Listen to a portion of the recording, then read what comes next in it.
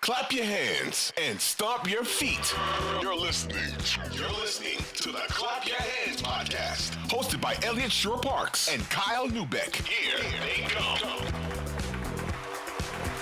Let's talk about some of the rumors that have been kind of spreading. We haven't done this pod in about a week, so it seems every day there's some new version of a James Harden rumor.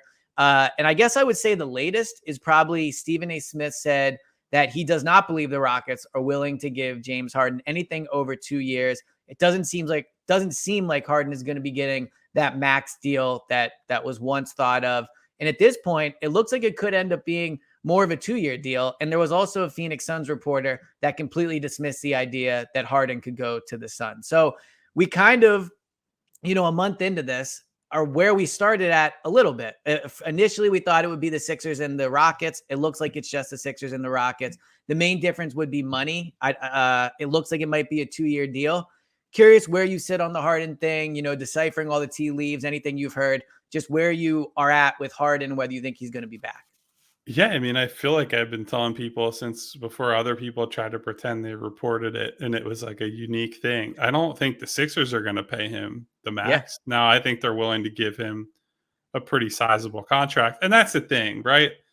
All these reports coming out of different markets, whether it's Houston, Phoenix, Philadelphia, there's incentive on the team side to have this stuff out there. This is all a leverage game to some extent. Everybody wants to have their story in the market being, hey, James, we really want you, but I don't know if we want you that much. And it has to be, James has to really want to come there. He has to really want to go to Houston. He would have to really want to go to Phoenix. He's going to have to really want to stay with Philadelphia. And I think that's what's been interesting about Nick Nurse's case, essentially, that he's made to Harden, is that he kind of put it on him in that opening press conference where he said, look, man, if you want to win, and I think we have a chance to compete here, this is the place for you to be, and we'd welcome you back. And what he doesn't said, the unspoken part of that is, but if you don't want to win, feel free to take your ass to Houston and like get the hell out of town, right? Because we don't have time for people who are half committed. So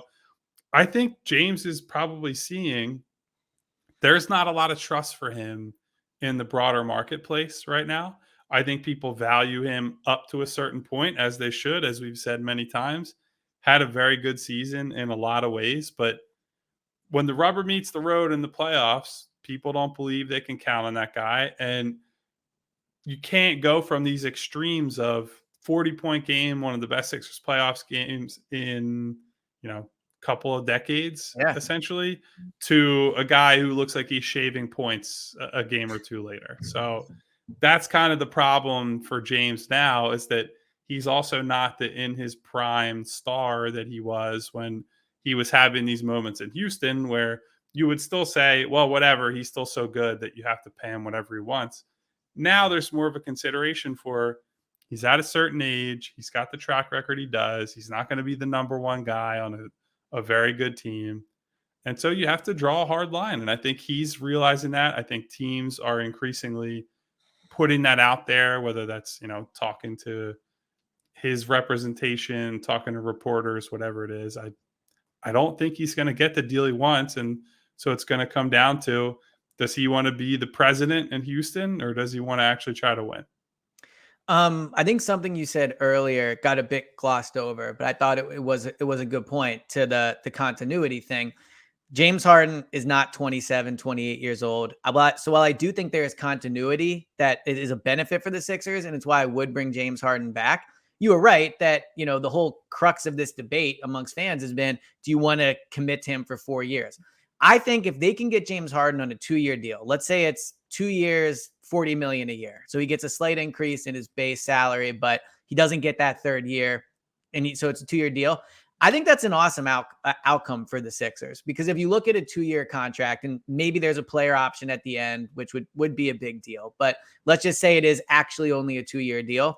You basically get him for next year. And I think we would both walk into next year. The playoff ghosts are certainly part of it, but he played at a high level last year. You don't think he's going to take a dramatic step back 1 year. I mean, he did improve from his first year to his second year, new head coach. So I think there's reason to be optimistic he could play better next games, and we're doing everything to appease him. so on and so forth. So I think that was the first good sign that he's just looking at it as who's the best option for us to hire? Who's the best guy that we can get? I thought that was Nurse. Thought they brought in the right guy. And so we'll see on the Harden stuff. It only takes one of these teams blinking and deciding, Tillman Fertitta in Houston, the owner, might just say, no, screw it. We're going to pay him as much as he wants. I just want to put butts in the seats. And then there's real pressure on the Sixers. I think part of the reason they can take this position is that they seem to have the read elsewhere that James isn't going to get money. If somebody else changes their position, then the Sixers are in a much tougher spot. They can't play hardball anymore. They can't say, hey, we'll go to Houston and get a better offer. You can't. So some of this is just the market forces right now. And none of these teams look like they want to bid against themselves or even against other people right now. But that's one of those things that we might get to, late June, and that could change in an instant. So it's tough to say, but as of right now, they're playing this the way that I think they should. Yeah, I agree with that. So Nick Nurse was on, I believe it was the Brian Windhorst pod, talking about, the job and Embiid, and he kind of got into a little detail about his meeting with James Harden. And he said, he's an incredibly smart basketball guy. And I thought it was interesting just reading my read on it. He kind of discussed Harden as if he's already back and on the team. And I guess he is still under contract, so there's that reason to do it. But curious, A, if you heard the interview or the clips and what you thought of it, but B, what do you think about the fact that Harden met with Nurse? I mean, that seems encouraging for anyone that wants Harden back, right? Yeah, it's good. It's, probably bare minimum for the new coach to meet with the guys who played on the team last season. Yeah.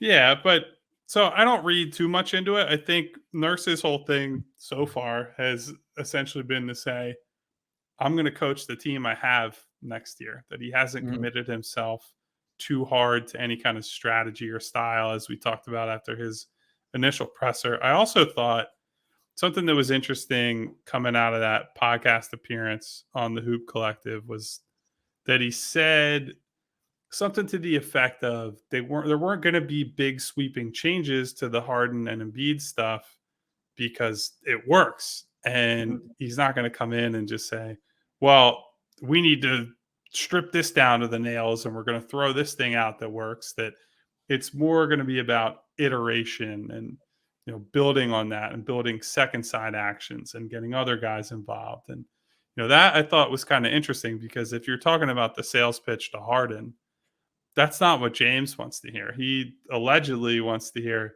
it's more about me. Like, I want more offensive freedom. I want this. I want that. And I don't know if that's actually James's position. That seems like maybe an exaggeration of what he wants, considering how much he touched the ball all season. But yeah, I think Nurse is coming in and he's setting a pretty firm tone where it's like, you're going to be a big piece of this, but we're also not just going to cater everything to you, just like we're not going to cater everything to Joel or Tyrese or anybody who will be on the team. So I look forward to now, I'm assuming, talking about this whole Bradley Beal. Yeah, I figured that would be the next.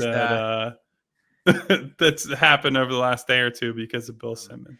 Thanks for watching. If you enjoyed this video, please don't forget to hit that subscribe button right here. You'll get all the videos in a playlist, and make sure you leave a comment in the section below to let us know what you think. And don't forget to follow us on social media to stay up to date. All our latest updates, new episodes, new podcasts. Links are in the description. Thanks again for watching, and we'll see you in the next video.